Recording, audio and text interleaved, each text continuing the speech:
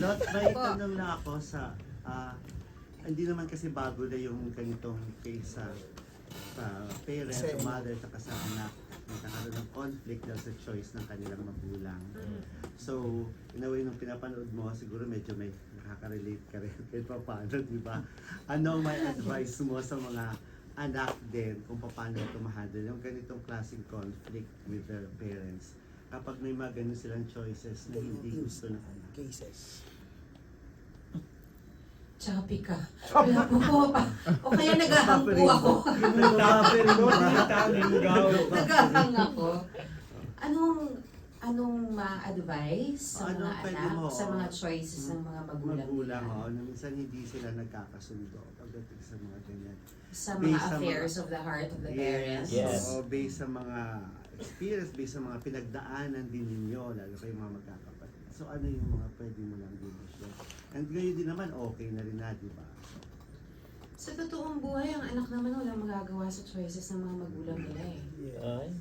Wala. Meron po ba? Wala. Hindi ba? Tayo, bilang mga anak tayong lahat, meron ba kayong say sa kung anong gustong gawin ng mga magulang nyo? Wala. Okay.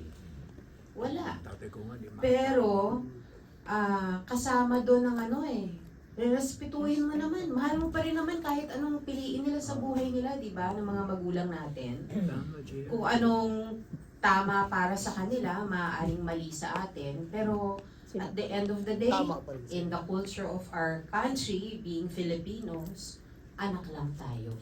Lahat. So, wala. Sa mga magulang naman, siguro, hindi naman natin sila pinipigilan magmahal. Diba? Pero bilang mga anak, nakikita natin minsan yung mga hindi nila nakikita na kung niloloko ba sila, kung totoo ba yung tao sa kanila, kung tapat ba yung tao sa kanila na iniisip nila na mahal sila at mahal din nila. Sana magkaroon din lang ng puwang sa mga magulang na makinig sa mga kung ano yung nararamdaman ng mga anak. Na hindi din maging sarado ang kanilang puso at isipan. Kagaya ng storya ni Bella kay Donna sa anak niya, na parang wala siya ibang kita. Ang tama lang yung lalaki para sa kanya. Kumbaga siguro dahil para kay Bella, napalaki naman kita eh. Lahat naman ng gusto mo na ibigay ko sa'yo eh. Pinaghirapan ko naman ang buhay nating dalawa eh. Ito lang naman ang gusto ko eh. Itong lalaking to eh. Dahil siya lang ang nandito para sa akin. Pero in reality, hindi naman eh. Kasi yung anak din naman nag-aaral, nagsisipag, na gustong maging proud. At ginagawa yun ng anak para sa magulang. Hindi ba? Pero hindi niya nakikita. So at the end of the day, it's just really communication. You just have to be open. And yun na nga, siguro dasal. Dasal na kung halimbawa sarado ang isip at puso ng mga magulang at pati na rin ng mga anak. If in reverse, di ba? Na magkaroon ng liwanag sa dilim. Ang importante yung masaya. Kung saan siya masaya, kung kasi siya. Minsan po kasi masaya ka eh. Pero minsan pag masaya ka, hindi mo alam niloloko ka na, syempre masasaktan doon yung mga totoong nagmamahal sa iyo. Diba? So it's a very complicated relationship I think within families. And totoo siya sabi ni Direk eh. Uso yan sa atin. Daming ganyan dito sa atin. So sana itong pelikulang to eh talagang kahit pa paano, di ba, makapagdulot din ng leksyon or makakuha ng sagot, di ba? Or maka-open ang eyes na pag pinapanood nila, ay, ako yata yan.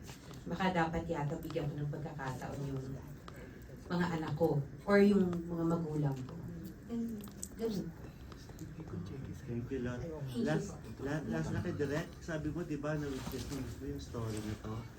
Yung sabi mo, di ba, kwento? Oo, nung- kwento. Oo. Kamag-anak ko, yung babae. Kayo mo ba dun si Darna, Direk? Si Darna. Doon sa story. Ako si Tentay. Dorothy Gilmore. Si Dorothy. Oo, so yun ang ina-advise. Ikaw yung, ano, Yes, oo. Parang ang hirap, hindi naman ako makumbinsi na yung senior citizen na si Lot Oo doon nga. sa story. Oo, ginawa siya Parang ang senior fresh citizen. pa niya, oh. Naku, may cinematic ano naman. Parang bago ka ng bago sa pelikula. Kailan ka ba sa pelikula? Ngayon ka lang ba nakalaman ng cinematic Parang hindi mo naman ganun. May follow-up na lang ako kay Lolot. Mas tinamaan ka sa pelikula bilang anak kaysa bilang ina? Ayun. Yung sa istorya, yung sa dating ng kwento, yung takbo? Pareho siguro. Ah. Kasi, very ano naman siya eh. Yun na nga po yung pelikula kasi, at saka yung characters. Straight to the point naman siya. At saka ginawa naman ni Direk na, ito yung character mo, ito yung story mo eh. Napaka-simple, hindi naman siya komplikado. So, we deliver it as is. Kung tinamaan ako dun sa buong storya. For the character, in both cases, ano siya, Kay Rico naman, Rico, naging mama's boy ka rin ba na parang bet mo ring pumatol sa isang halimbawa, yung ganyan senior citizen na, si senior citizen? Hindi na. Totoong buhay. gusto ko yung hair. I mean, nagkakagusto, pero not to the point na ano naman, parang gano'n na may nag-alaga or something. Pero ano naman, siguro naging neutral lang rin ako kasi even me, ang mother ko, nakasama ko lang naman pag gusto ko makita kasi hindi ko siya kasama nung lumalaki ako sa sa bahay namin sa province. I have stepmom, pero yung mother ko talaga nasa Pampanga. San Fernando talaga. So from ako, Subic naman ako. Ganun siya. May I add something? I think with the story kasi and the characters, no, regardless the character of Rico and mine, I think it's the age is not the question eh.